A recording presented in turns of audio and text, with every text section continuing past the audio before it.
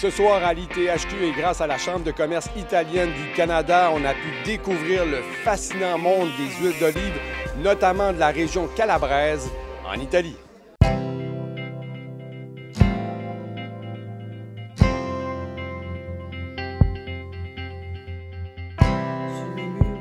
Michel, on a découvert ce soir les huiles d'olive de la Calabre en Italie.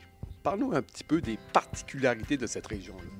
C'est une région à l'école qui est très, très riche. C'est la deuxième plus grosse région productrice d'huile d'olive en Italie. 33 variétés autochtones qu'on retrouve seulement à Calabre. Donc, l'Italie a 400 variétés uniques et propres à l'Italie. Et sur celles-là, 33 viennent de la Calabre. Donc, c'est un territoire qui est très, très riche, un territoire à l'école très riche. Et une grande partie de la production, presque 30 % est biologique. Donc, ils sont vraiment à l'avant-garde à ce niveau-là.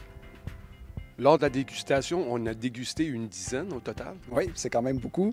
Généralement, je me limite à 6 huiles. Ce soir, on est allé jusqu'à 10 huiles. La Calabre a été très, très généreuse. Et ce qui est intéressant, c'est que c'est des huiles qui viennent juste d'être pressées. Ils sont arrivées par avion hier. Donc, c'était toutes des récoltes très fraîches. On a fait un voyage à travers la Calabre. On est parti du nord jusqu'au sud, à travers différentes régions, différents cultivars et de plusieurs producteurs. Qu'est-ce que vous avez aimé ce soir pendant la dégustation d'huile d'olive? Bien, premièrement, l'huile d'olive, c'est comme une commodité. Donc, on travaille avec l'huile d'olive. Bon, donc, ça devient littéralement quelque chose que l'on regarde, puis on choisit. Ce qui était formidable ce soir, c'est de pouvoir faire la différence entre une bonne huile.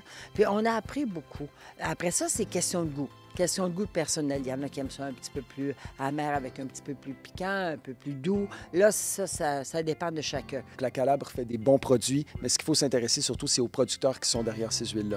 Moi, c'est toujours à ça que je m'intéresse, pas d'où elle vient ou quelle région, quel pays, mais qui le fait et à quel point son savoir-faire s'est transmis dans la qualité de son produit final.